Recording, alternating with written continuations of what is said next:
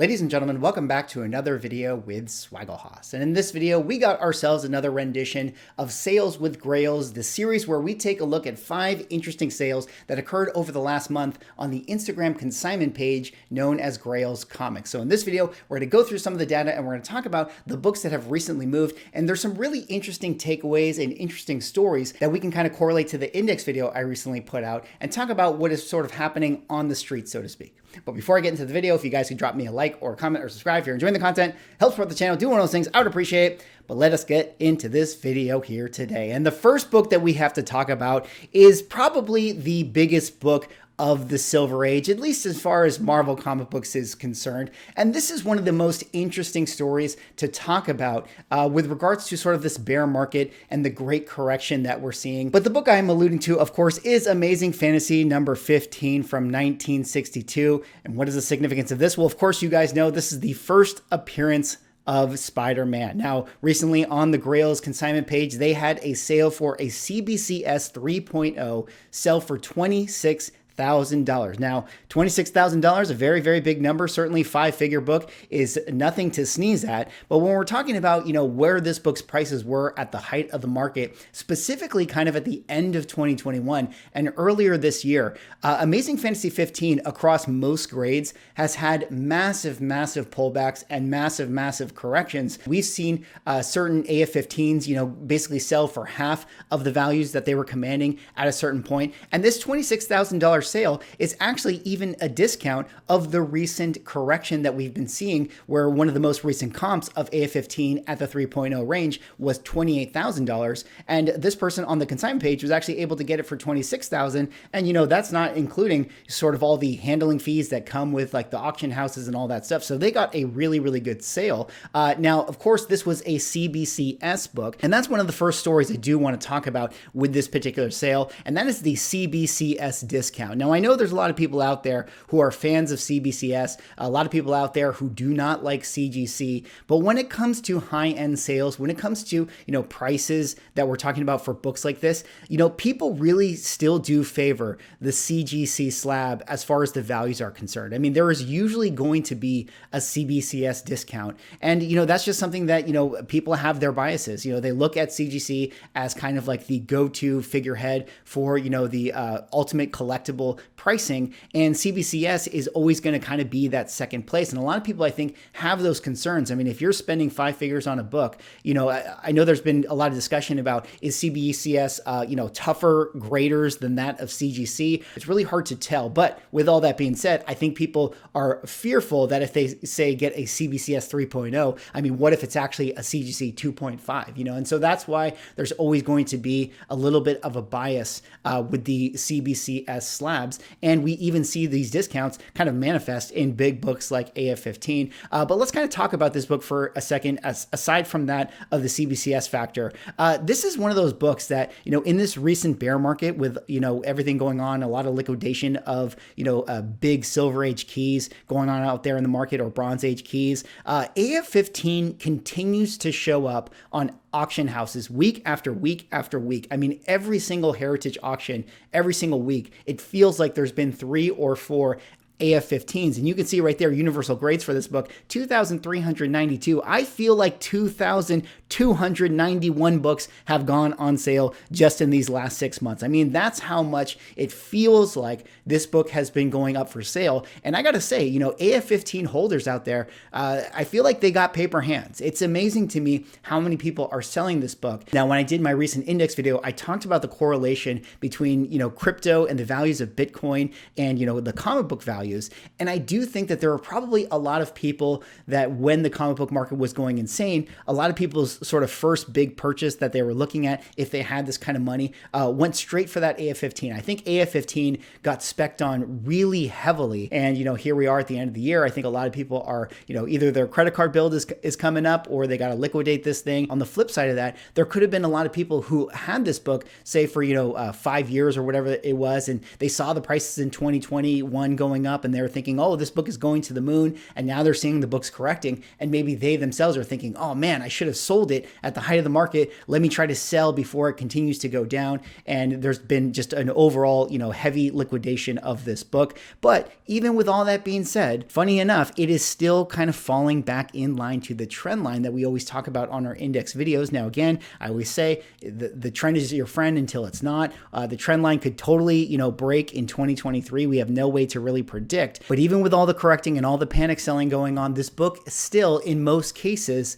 sells for more today than it did in 2020. And whoever made that $26,000 purchase got themselves a really good deal. All right, let's move on now to the next interesting sale that occurred on the GRAILZ Comics Instagram page. And this one is actually for one of course, my all-time favorite books. But we have to talk about Avengers #1 from 1963. You've heard me talk about this one before, but of course, this is the first appearance of the Avengers. Now, they had a CGC 3.0 actually sell for $3,100 in this current bear market in November. That $3,100 sale is effectively the deal of the year. That would have been, as far as comparing it to GPA prices, that would have been the lowest sale that we got in this calendar year, and basically the lowest sale that we've gotten for the 3.0 in most of 2021. But that was a really good pickup for that buyer, in my opinion. And of course, this is one of those books that, I'm personally very biased with this thing, but I do think that this book is a really great key to hold on to for the long term.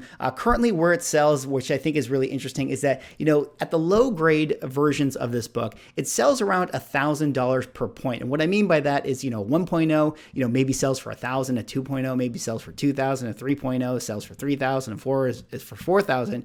And that point curve generally holds up until about the 5.0 range, because what happens with this book at the upper mid levels to the high grades is that the census really gets scarce. This is one of those books where the 3.0 is actually kind of the median for where this book is on the census. There are the majority of Avengers ones that are slabbed are actually at that 3.0 range. And then as you move up the grade scale, the census really starts to fall off. And that's really one of the reasons why I've mentioned wanting to get into that 7.0 range eventually for myself with this particular key book, because I do think that even with the current state of the market, I think that this book, you could make the argument that it is slightly undervalued. I mean, I do think that this book had a little bit of a boost in 2021, not quite at the level of a lot of other books. I mean, this book, I think, did double in a lot of cases, but there are books out there that, 2.5x and 3x overnight in 2021. So this book has seen a healthy correction, a healthy pullback to the prices where it's sitting today, but it hasn't crashed in the same way that, you might be able to make an argument that AF-15 has crashed. All right, let's move on now to the third most interesting sale that occurred on GRAILZ Comics this last month. And this one, of course, we have to talk about is for Werewolf by Night number 32 from 1975. And what is the significance of this? Well, you guys know this is the first appearance of the character known as Moon Knight. Now, the CGC 6.0 sold for $900 this last month. Only $900, I should say. That $900 sale matches the GPA low of the year. Of course, we're talking about sales that are coming here in the month of November. We know that November has been, as far as the index is concerned from my previous videos, the lowest month we've seen in effectively the last 2 years of comic books. So it makes sense that we're going to be seeing sales that rival that of the calendar low. But this book, I think, is a really interesting one to talk about because, I'm very unsure if this book is possibly overcorrecting at the current prices that it is going for. It's actually a book that, depending on what grade you're looking at, has fallen below the trend line even more so than that of other books that are kind of comparable to it. Now, you can certainly make the argument that Moon Knight has never really been that popular of a character, and the book was already inflated when we had the announcement of the Moon Knight show, even all the way back in 2019. So therefore, it has that overcorrection to do. That is certainly possible. But when I really look into, the numbers for this book, being that it's only 4,697 universal grades, I mean, that is, a high number, relatively speaking, but a low number relative to other Bronze Age keys, where I have right there in the parentheses, Giant Size X-Men #1, for instance, in CGC Universal Grades has 11,000. So quite a few less for a book like this. Now, it is also a book that comes out in 1975, and I feel like 1975 is sort of the cutoff year where, books pre-1975, I'm fairly confident are always going to be, kind of more more blue chip as far as like, you know, the first appearance books that occurred earlier than this year. But post 1975, I think you're getting into a territory where, you know, the census gets a lot higher all of a sudden. You know, people took better care of their books. So it's much easier to find books in higher grade past this year. And that's kind of really the cutoff point. And that's really where, you know, there is some uncertainty where for a book like this, you know, what is the long-term potential for Werewolf by Night 32? I do think that there can be people converted into Moon Knight holders in the future, which of course, you know, the more holders you have, the higher value the book is going to be going up. And I do think that Oscar Isaac, even though, you know, he didn't have the best initial kickoff in Moon Knight season 1, I do think that he as an actor did an incredible job, and I could see a lot more Moon Knight in the future. So I do think that this book has potential. Anyway, if we're thinking about tier of character, I mean, Moon Knight is a character that has been able to command solo series. I mean, you know, there have been lots of Moon Knight books like recently with Jed MacKay. There's been Moon Knight books with Jeff Lemire that people really enjoy. And it is clear that there's a readership for this character, even more so than that of other characters like Blade or Werewolf by Night. So I'm actually slightly more bullish on Moon Knight being able to be that book that kind of breaks out and continues to go up, even more so than those other kind of monster characters. All right, let's move on now to the fourth most interesting sale of the month. And the fourth most interesting sale is actually a sale that happened, you know, a couple times. And that's really one of the interesting stories I want to talk about. But the book we're discussing here is, of course, Fantastic Four number 52 from 1966. And what is the significance of this? Well, you guys know this is the first appearance of T'Challa Black Panther. Now, the two sales that we have to talk about are for a CGC 4.0 that sold for $750 and also a CGC 5.5 that sold for $800, only $50 more than the 4.0. And that to me is really the big story with this book.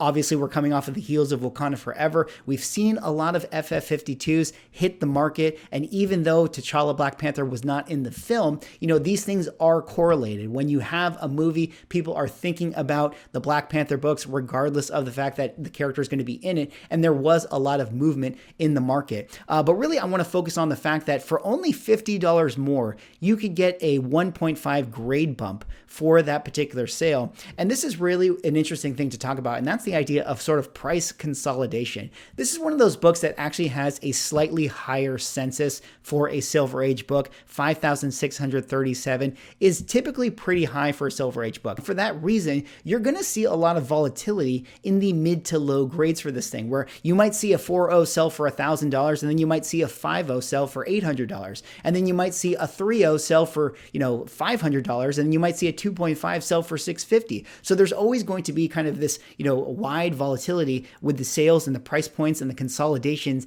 in those levels, because there's going to be a lot of them constantly being sold out there. And even on the same consignment page, you know, these are just individual sellers who are going through GRAILZ Comics selling their books, and one person's price for their 4.0 was $750, and another person's price for their 5.5 was $800. And depending on, you know, how diligently you're looking, you might be able to find different deals in any given day. And like I mentioned in one of my other videos, you make your money when you buy, and depending on the price you can find is really going to be, you know, if you are able to sort of get a good return on your investment. But for my money, I think Fantastic 52 is still a book for the future. I think it is still one of the most underrated books for Marvel comic books because of the tier of character that Black Panther is becoming. I'm still somebody who believes at some point Marvel will bring T'Challa Black Panther back into the MCU. I'm somebody who thinks the MCU is going to run for 40, 50, 60 years. I mean, there's no reason why it won't. And I really do think that if you can find the highest grade that you can afford for this book, you're going to do okay in the future. All right, let's move on now to the last interesting sale that occurred on the GRAILZ Comics page this last month. And we have to talk about